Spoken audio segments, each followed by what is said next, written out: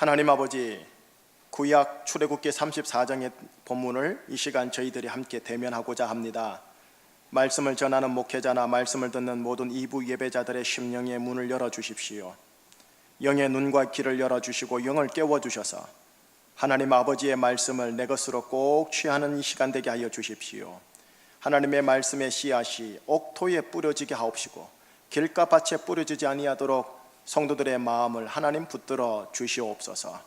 설교를 선포하는 이 시간조차 오직 예수님 높임을 받아 주시옵소서.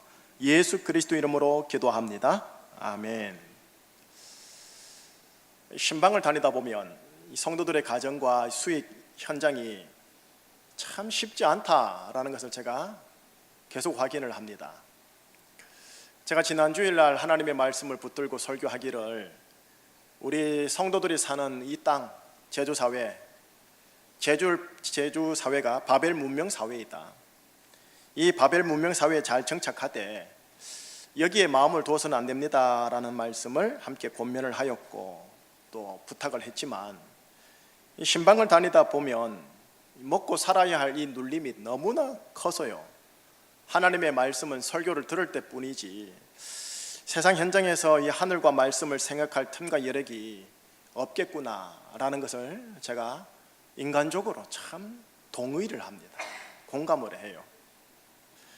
여러분, 특별히 우리가 사는 지역이 제주 지역 사회입니다. 통계청에서 16개 도시를 조사를 했어요.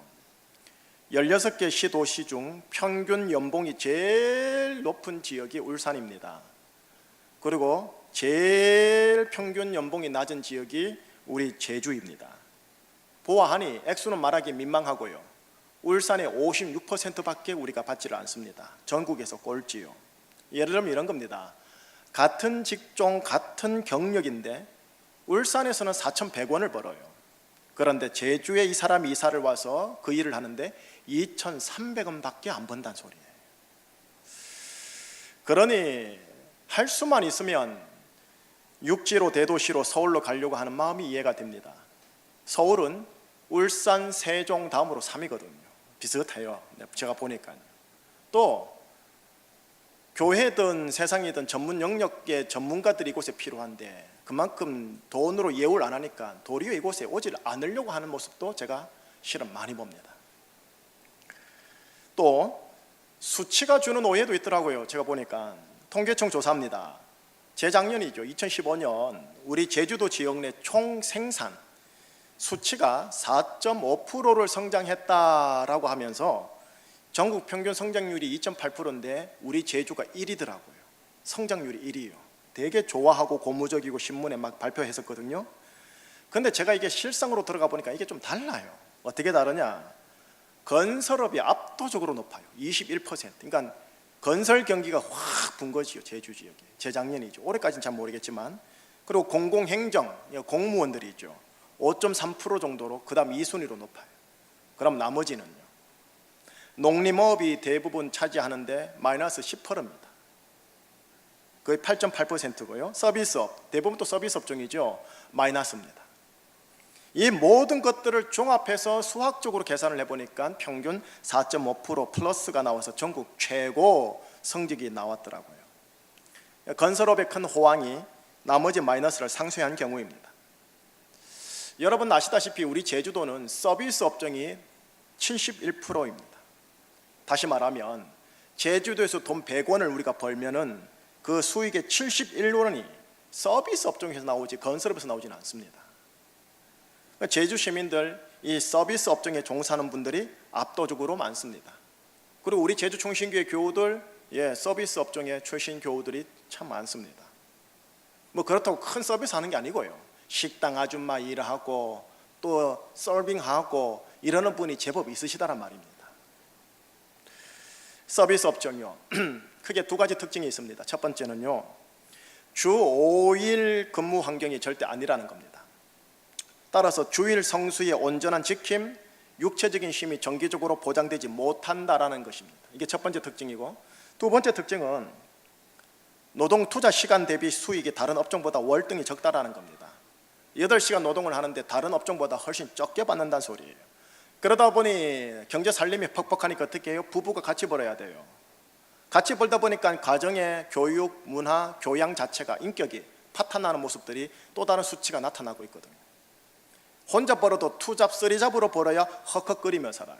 땅값 전국 최고예요. 연세, 전세 이만저만이 아닌 거예요. 2015년 경제 성장률 제주 1위. 허나 실상은 헉헉. 이게 우리 교우들의 삶이더라고요. 이런 바벨 문명 사회 구조 속에서 올 한 해의 반년을 마무리하면서 또 다른 올 한 해의 반년을 분주히 움직이고 있는 중에 오늘 맥주 감사 절기를 지킵니다. 교회에서는 이 시점을 일컬어 교회 용어로 맥주 감사 주일이라고 합니다. 예, 압니다. 이 주일이 실은 우리나라 초대 한국교회 농사문화회에서 나왔다라는 것을요. 쌀수확은 가을, 보리수확은요 빠르면 6월 초, 늦으면 6월 말에서 지금 7월 초입니다. 딱 이 시점입니다. 한 해의 분기점이라는 거죠. 세상 사람들은 한 해의 분기점을 큰 의미를 두지 않습니다. 하오나 교회에서는 한 해의 분기점을 하루라도 예배 1시간이라도 기념하며 기억하게 합니다. 그래서 오늘 본문을 통해서 맥주 감사 절기가 포함되어 있는 쉼의 날요, 다른 말로 안식의 날, 다른 말로 안식일에 대하여 좀 구약을 보면서도 신약적인 재조명을 한번 해보려고 하는 겁니다. 오늘 21절을 바로 읽도록 한번 하겠습니다. 21절 시작. 너는 엿새 동안 일하고 제7일에는 쉴지니 밭갈 때나 거둘 때에도 쉴지며. 여러분, 오늘 본문을 통해 하나님께서 하나의 계명을 주십니다. 원칙을 말씀하십니다. 6일 노동, 하루 쉼, 6대1의 법칙을 우리에게 주십니다.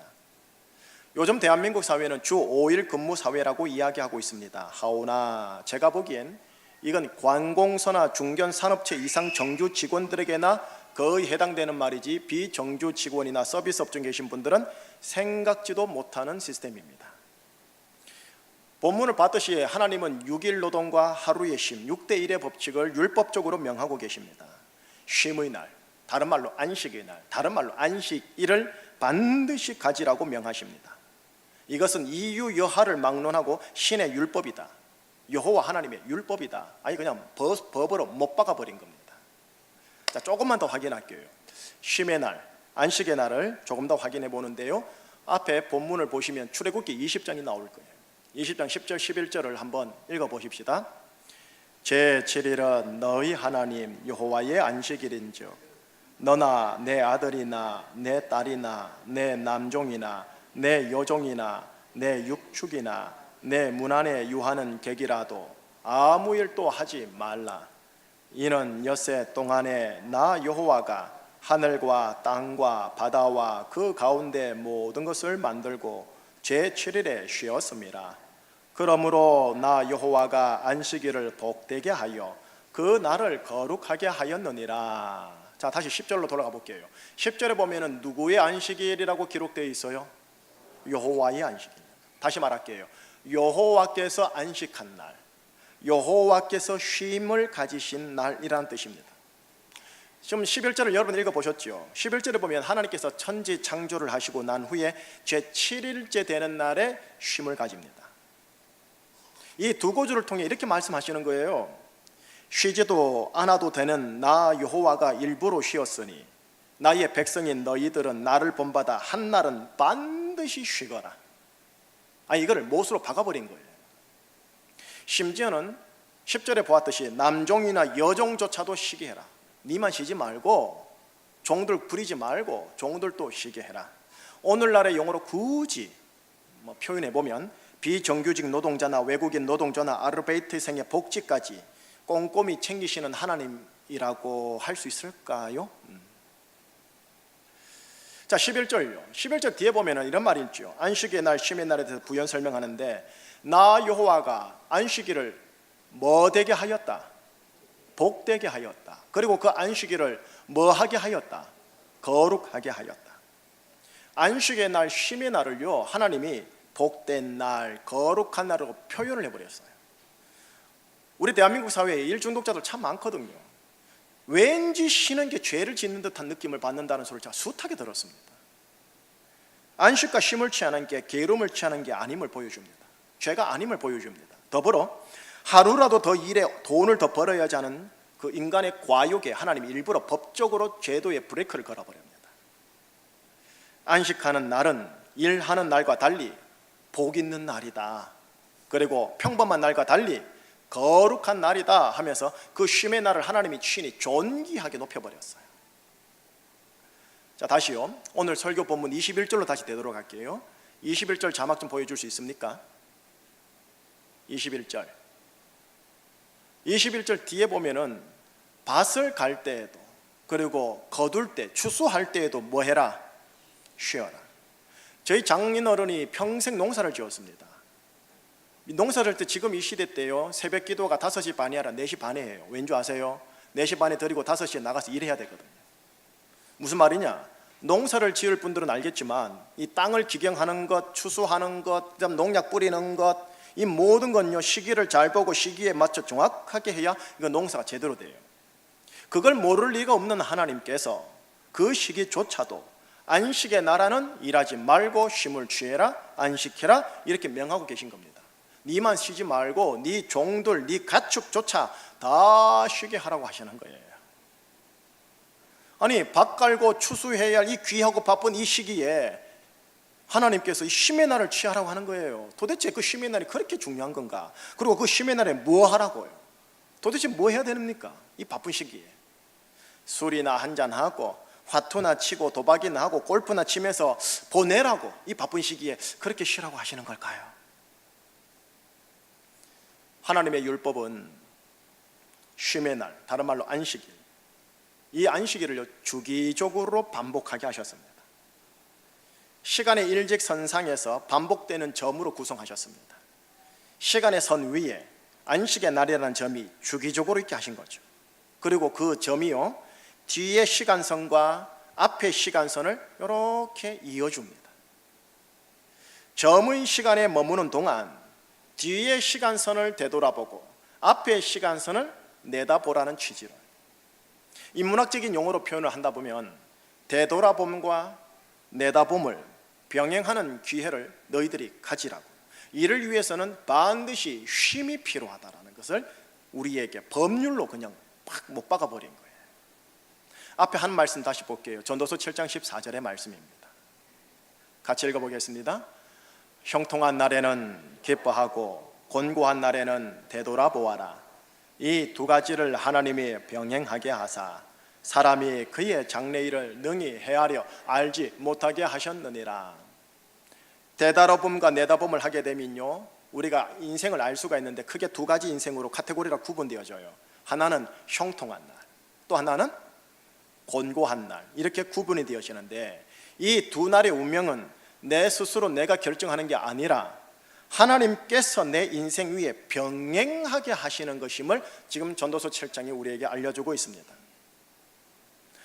하나님께서 우리에게 안식의 날을 취하라 라고 명하심은 내 인생 선상에서 이 형통한 날과 곤고한 날의 운명을 병행하시는 이가 내가 아니라 내가 믿는 여호와 하나님 아버지를 주기적으로 기억하라고 하시는 겁니다. 그래서 이 안식의 날에 성막에 나와 성전에 나와 하나님 아버지께 예배를 드리고 제사를 드리게 하라라는 것입니다. 이게 우리가 소위 흔히 말하는 통상적인 표현으로 주일 성수라고 말합니다. 그래서 사람들이 대체적으로 주일 예배는 어떻게 해서든지 꼭 드려야 돼 라고 하는 거예요. 왜요? 내 인생의 형통한 날과 곤고한 날을 주시는 분이 하나님이심을 기억하는 시간이 바로 이 시간이니까요. 이를 위해 쉼을 꼭 가져라고 아예 그냥 율법으로 법으로 그냥 못을 박아버린 거예요. 자, 이제 하나님께 우리가 제사를 드립니다. 오늘 이 시간처럼 예배를 드립니다. 예배를 드린 후에요. 예배를 드린 후에 24시간 중에 예배 한 2시간, 길면 3시간, 짧으면 1시간인데 이후 하나님은 여전히 남은 시간에 뭘 하라고 하느냐? 쉼을 취해라라고 합니다. 어떤 쉼을요? 바로 지나간 시간에 되돌아봄과 앞으로 오게 될 시간에 내다봄을 가지는 쉼을 가져라. 형통한 날에 대해서는 감사하고 기뻐하고 곤고한 날에 대해서는 수종하고 회개하고 되돌아보라고. 또 앞으로 나에게 다가올 시간들 중에 형통한 날에 내가 어떻게 대처함이 옳은지, 곤고한 날이 온다면 내가 앞으로 어떻게 해야 할지 생각해 보라고. 이를 위하여 네가 반드시 쉼을 취하거라 라고. 하도 쉼을 안 취하니까 어떻게 법으로 못을 박아버린 거예요. 여러분, 쉼이라는 자리가 게으름과 쾌락의 일탈이 나오는 자리가 맞습니다. 인간은 어차피 죄악성이 있으니까요. 하오나 바로 쉼에서 인생을 깊이 있게 생각하는 이 깊이가 나와요.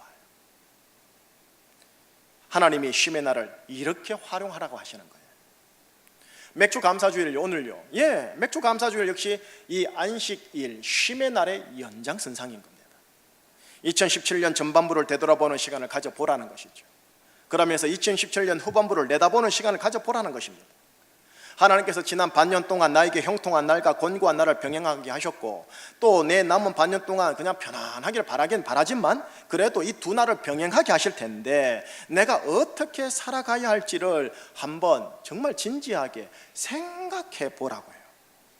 가까스로 주일 예배 드림으로 주일 성수하였다 자위하는 정도를 뛰어넘어서 하나님께서 병행하게 하신 이 인생과 사건과 사람과 관계를 되돌아보고 내다보는 시간을 가지라고요. 이를 위해 어떻게 하라고요? 쉬어라 내 아들아, 이를 위해 쉬어라 라고 하시는 거예요. 이런 쉼의 기간이 얼마나 중요하든지요, 밭 가는 거나 추수하는 거나 일하는 거나 노동하는 것보다 더 중요하다라는 거예요. 밭 가는 것과 추수하는 것을 쉬는 한이 있더라도 이런 시간을 꼭 가져야 하느니라 라고 하나님의 백성들에게 하나님의 율법으로 그냥 명하신 거예요. 그런데 이제 현실로 들어와 볼게요.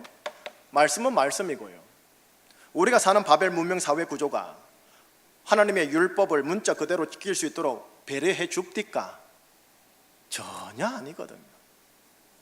여러분, 조금 전에 말했잖아요. 제주는 70% 경제 활동 영역이 서비스 업종입니다.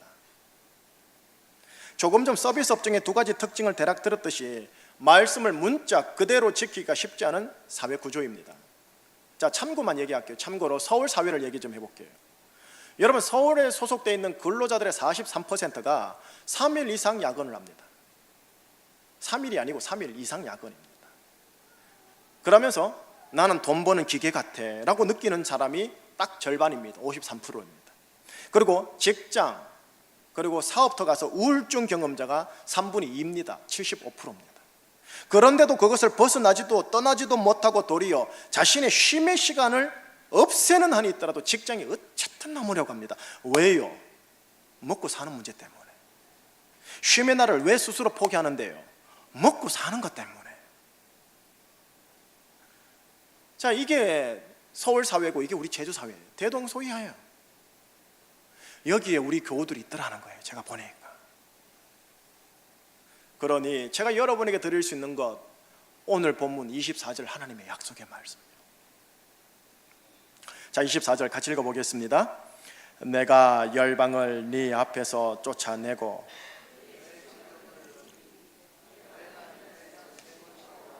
너희 하나님께 보이러 올 때에 아무 사람도 네 땅을 탐내어 엿보지 못하리라. 노란색을 중간에 놓고 앞뒤로 이런 약속이 있어요. 네 정형을 넓히리라. 네 지경을 넓히리라. 네 사업과 가정과 경제 지경의 울타리를 넓혀주리라. 두 번째 뒤에는 아무 사람도 네 땅을 탐내어 엿보지 못하게 내가 돌보아 주리라. 이게 지금 하나님의 약속의 말씀이거든요. 내가 매년 중간에 이제 네가 매년 3번씩 여호와 하나님께 보이러 올 때에 내가 네 땅을 지켜주겠다라는 겁니다. 네가 네 지경을 내가 넓혀주겠다 그런 약속입니다. 이게 무슨 말이냐 이겁니다.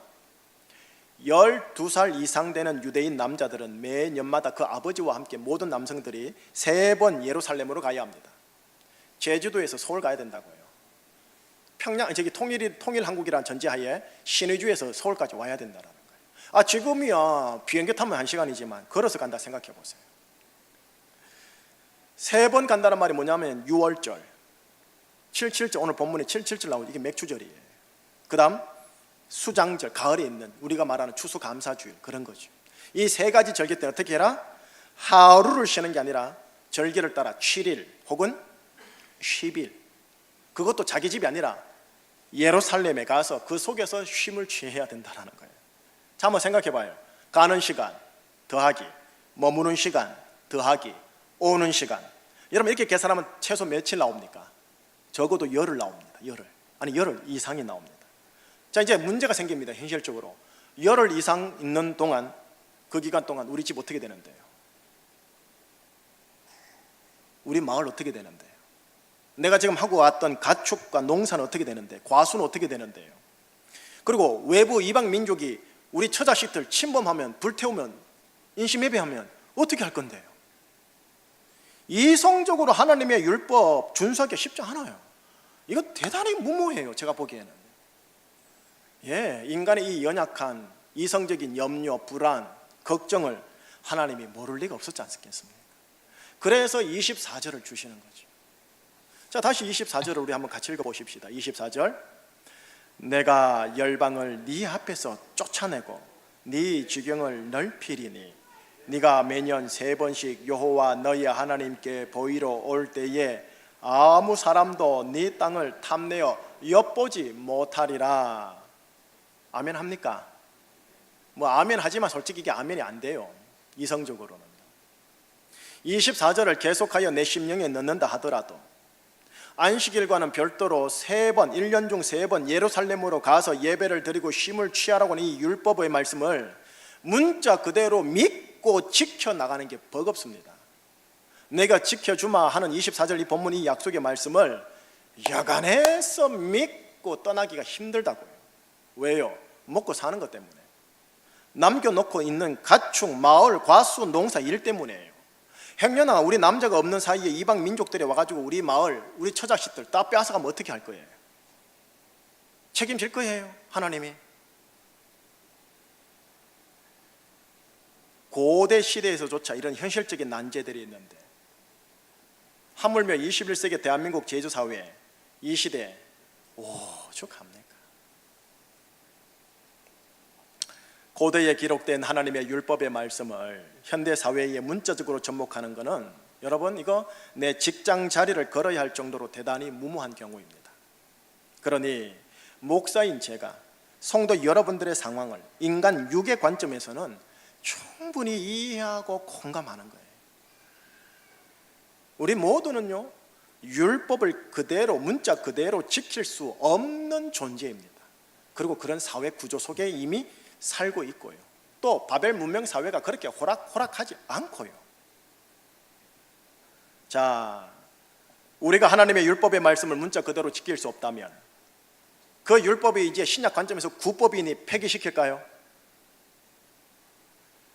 하나님은 예수님 이후 신약 시대의 이후에요 이 하나님의 아들들 여러분들이 쉼의 날을 가지라라는 율법 조문요 이거를 문자 그대로 지키는 것이 아닌 이것을 이 속에 담겨 있는 쉼의 날을 가져야 할 정신이요 쉼의 날이 가지고 있는 정신을 이 시대에 맞게 적용해서 실행하기를 도전하고 계십니다. 쉼의 날을 가져라라는 율법 조문이 지닌 율법의 정신, 쉼의 날이 가진 정신이 뭔데요? 그 정신을 우리가 알고 그거를 21세기에 재정목을 해야 되거든요. 쉼의 정신의 그 첫 번째는 쉼은 절대 필요하다라는 거예요.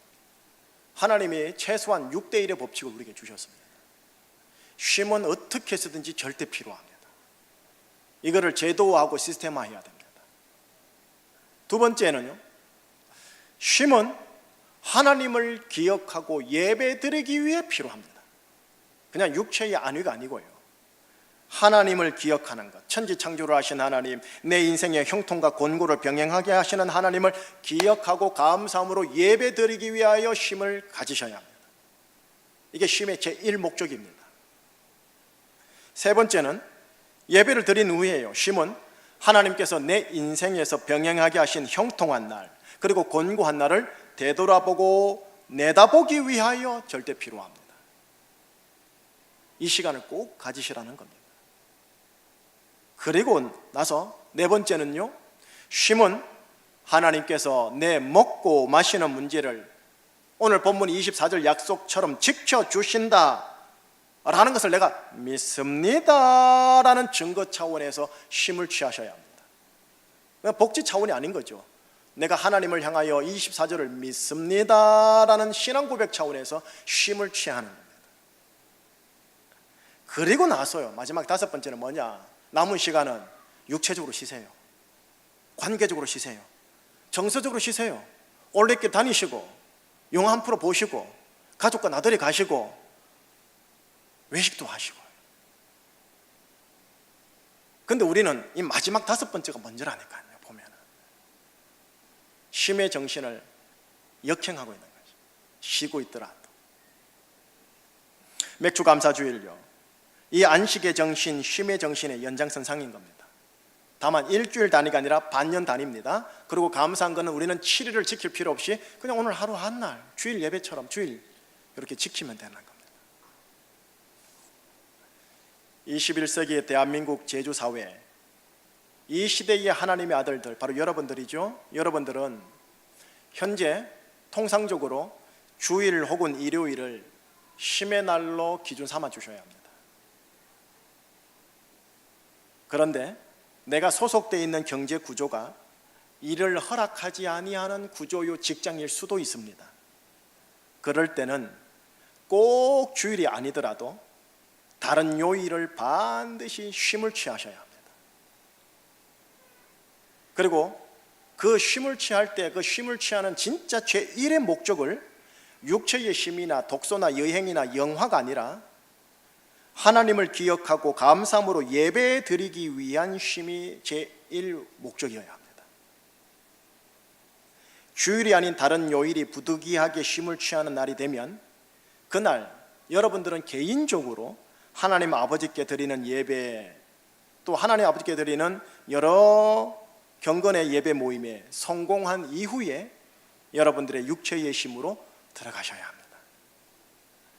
기존 교회에서 진행되고 있는 수요 기도회, 금요 기도회, 새벽 기도회를 선용하면 좋고요. 이것도 여의치 않으면 여러분들이 본인이 본당에 알아서 나와서 일정한 시간을 하나님께 드리고 난 이후 쉼을 가지심이 좋습니다. 본당에 나오는 것조차 힘들면 정말 집 안방에서 화장실에서라도 창고에서라도 하나님께 5분 10분이라도 하나님께 예배 드림으로써 쉼을 시작합니다. 쉼을 가집니다 라고 하셔야 합니다. 이 예배에 성공한 이후 그 다음 단계는 형통한 날, 형통한 관계, 형통한 사건과 곤고한 날, 곤고한 관계, 곤고한 사건을 어떻게 해요? 되돌아보고 내다보면서 감사할 건 감사하고 회개 조정할 건 회개 조정하는 시간을 가지는 겁니다. 그러면서 그렇게 고백하는 거죠. 하나님 아버지, 내가 먹고 마시는 문제는 하나님께서 지켜주신다라는 약속에 대한 믿음 차원에서 내가 지금 이렇게 쉼을 취하는 겁니다. 자, 나머지 시간은요, 여행 다니세요. 육체적으로 쉬세요. 운동하세요. 올레길 걸으세요. 가족과 나들이 가세요. 그러면은 쉼의 정신을 따라 여러분들이 안식하는 겁니다. 주일 성수를 이렇게 생각하셔야 됩니다. 결론 지을게요. 우리 모두는 이미 하나님이 명하신 쉼의 날을 지키라는 율법을 완벽하게 지키지 못한 존재였음이 설교 시간에 확인되었죠. 율법의 하나만 어겨도 율법의 전부를 어긴 것이니 우리는 율법의 관점에 따라 죄인이라 정죄받고 심판받아 합당합니다. 목사가 인간적으로 육의 관점에서 여러분의 상황을 충분히 공감하고는 있지만 안식의 날을 위배한 것은 여러분 분명한 율법적 사실입니다. 이건 목사인 저도 아마 예외가 아닐 겁니다. 왜요? 여행 갔잖아요. 시험 쳤었잖아요. 사업했지 않습니까? 어쩔 수 없었지만 직장 나갔지 않습니까? 또 죄라고 할 수 있는 엉뚱한 일도 우린 하지 않았을까요? 이슬람과 유대인들은 예수라는 참 생명이 없는 그들의 율법 앞에서 문자 그대로 지키려고 아주 용을 쓰는 종교인들이에요. 노동시간에도요, 노동 딱 멈추고 하루에 5번씩 절하더라니까요. 우리의 율법 지킴이 너무 약하다라는 거죠. 그러니 율법 앞에서 우리는 죄인입니다. 뼈도 박도 못합니다. 열이 없습니다. 100%입니다. 그런데 참 감사한 게 있어요. 기쁜 소식, 굿뉴스가 있습니다. 복음이 있습니다. 뭐냐? 쉼의 날의 주인이 율법이 아니라 예수님이라는 게 기쁜 소식입니다. 누가복음 6장 5절 주님이 하신 말씀을 보여드릴게요. 한번 같이 읽어보겠습니다. 이르시되 인자는 안식일의 주인이니라 하시니라. 율법이 안식일의 주인이면 문자 그대로 지키지 못한 우리는 가차없이 정죄받고 심판받아야 됩니다. 그런데 예수님이 안식일의 주인이다 보니까 예수님께서 십자가에서 보혈 흘리사 죄에서 구원한 한 사람 한 사람에 대해서 예수님이 이 안식의 날의 혜택을 은혜로 무상으로 공급해 주려고 하십니다. 특별히요, 문자 그대로 지키지는 못하지만 이 바벨 문명 사회에서 안식과 쉼의 정신을 나름대로 지키려고 신앙적으로 몸부림치고 노력하는 아들들에게는 바로 이 안식의 날의 혜택이 교리가 아니라 실제적인 경험으로 주려고 하십니다. 자, 그렇다면 안식의 날의 혜택이 뭔데요? 예수님이 나에게 주려고 하는 안식의 날의 혜택이 뭔데요? 이거는 말 그대로 문자 그대로 뭐냐? 쉼이 있는 인생을 주려고 합니다. 쉼이 있는 인생. 예수님이 마태복음 11장 29절에서 이렇게 말을 해요. 너희 마음이 쉼을 얻으리라. 이 말씀을 우리가 진짜 경험하게 된다는 거예요. 예수님이 주신 이 쉼에 대해서 시편이 이렇게 예언하고 있습니다. 시편 4편 7절에 하나님의 말씀 한번 읽어보실까요? 주께서 내 마음에 두신 기쁨은 그들의 곡식과 새 포도주가 풍성할 때보다 더하나이다. 이방인들입니다. 그들의 곡식, 그들의 새 포도주가 풍성할 때 그들이 가진 기쁨보다 주께서 지금 내 마음에 두신 기쁨이 더하다라는 고백입니다. 물질에 기반을 둔 기쁨이 아니라 하나님이 주시는 기쁨, 예수님이 쉼을 통해 주는 기쁨, 너희들이 이거 경험하는데 이 경험이 더할 거다 라고 약속을 해주시는 겁니다. 목사가 신방을 통해 성도들을 대면할 때 인간적으로 보고 싶은 게 있어요. 인간적인 것도 하고 목회적인 것도 한 겁니다. 성도들이 건강하는 것 보고 싶고, 부자가 되어가는 것 보고 싶고, 자녀들이 잘 되어가는 것 보고 싶고, 광야살이에서 시험과 연단이 없이 잘 순종하게 살아가는 것 제가 보고 싶습니다. 그리고 축복기도 할 때는 제사장적 축복기도를 이렇게도 하고요. 하오나 이런 것만 소망하는 게 정녕 신앙의 목적이요 하나님이 주신 인생의 목적이라면, 이들과 반대되는 것, 다시 말하면 하나님이 곤고한 날을 주신다면 목사도 실족, 성도도 실족, 다 무너질 거예요. 목사가 신방을 통해 성도들을 대면할 때 하나님께 가장 감사한 케이스가 있어요. 어떤 케이스냐? 건강하지 않은데 기쁨의 얼굴이 보일 때, 부자가 아닌데 자유하고 자족하는 기쁨의 얼굴이 보일 때요. 자식들이 남의 자식들보다 크게 앞서는 것도 아닌데 부모나 자식이나 얼굴에 구김살이 없는 기쁨의 얼굴 보일 때요. 시험과 연단이 있는 것 같은데 일어나고 또 일어나는 오뚜기의 아름다운 기쁨의 얼굴을 보일 때예요. 제가 정말 감사해요. 바로 이 두 가지가 다 있으면 할렐루야고요. 2017년 대한민국의 화두로 선정된 고사성어가 있습니다. 각자 도생. 제각기 살아가야 할 방법을 스스로 도모하라. 누가 도와주지 않는다. 나라님도 안 도와준다. 각자 도생.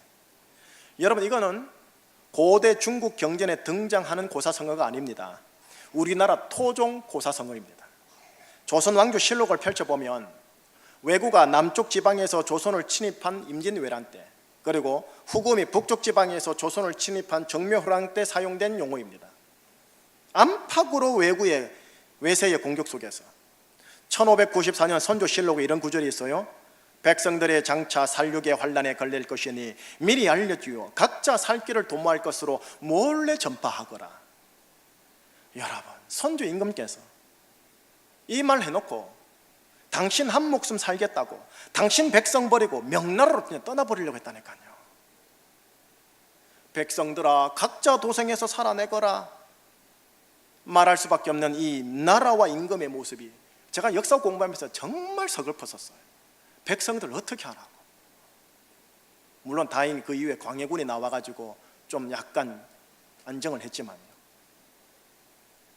지금 대한민국 사회, 서울, 제주 사회 각자 도생의 시대라는 거예요.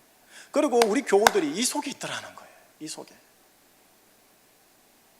이런 상황 속에 있는 여러분들에게요, 땀 흘려 열심히 일할 수 있는 노동의 자리가 올 하반기에도 하나님의 은혜로 계속하여 있기를 주님 이름으로 축복합니다. 이런 상황 속에 있는 여러분들에게 돈이 얼마를 벌든 주님이 주시는 참된 기쁨, 참된 쉼이 올 하반기에도 흔들림 없이 있기를 예수 그리스도 이름으로 정말 축복합니다. 그리고 그 쉼 속에서요, 그 쉼 속에서 하나님을 기억하고 감사함으로 예배에 성공하셔야 합니다. 인생을 되돌아보며 인생을 내다보는 깊이 있는 삶을 가짐에 성공하셔야 합니다.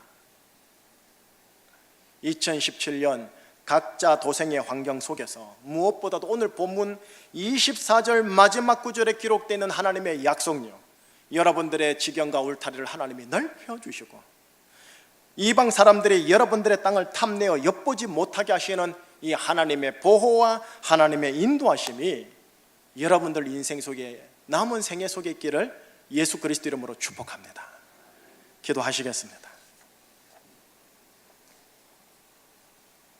하나님, 2017년 초불확실성의 시대라고 전문가들은 염려하고 있고 교수진들은 각자 도생이라고 말하고 있는 시대 속에 서울과 제주가 인생살이를 하고 있는 중 삶의 분기점에서 하나님께 예배를 드리며 쉼과 안식과 절기를 지킨다라는 것이 무엇인가를 확인하였습니다. 하나님, 우리 제주충신교회 2부 예배자들 제대로 쉼을 취할 수 있도록 은혜를 베풀어 주시고 제대로 쉼을 취할 수 있는 용기를 허락하여 주시옵소서. 쉼 가운데 예배에 성공하게 하시고 쉼 가운데 인생을 내다보고 되돌아보는 것 성공하게 하여 주옵시고 쉼 가운데 사랑하는 가족들과 함께 육체적으로 정서적으로 빌드업되는 일에 성공하는 자들 되게 하여 주옵소서. 6대1의 법칙이 주님의 은혜로 보장받게 하여 주옵시고 그 속에서 지경이 울타리가 넓어지게 하여 주옵시고 어떤 이방 사람들도 우리 성도들의 가정의 땅을 탐내어 엿보지 못하도록 주님의 돌보심이 있게 하여 주옵시며 울며 씨를 뿌릴 때 기쁨으로 단을 거두되 30배, 60배, 100배를 거두는 하나님의 의의 열매의 결실을 맛보게 하여 주옵소서. 열심히 노력하나 모든 게 여호와 하나님 아버지의 은혜임을 정녕 알게 하여 주시옵소서. 예수 그리스도 이름으로 감사하며 기도합니다.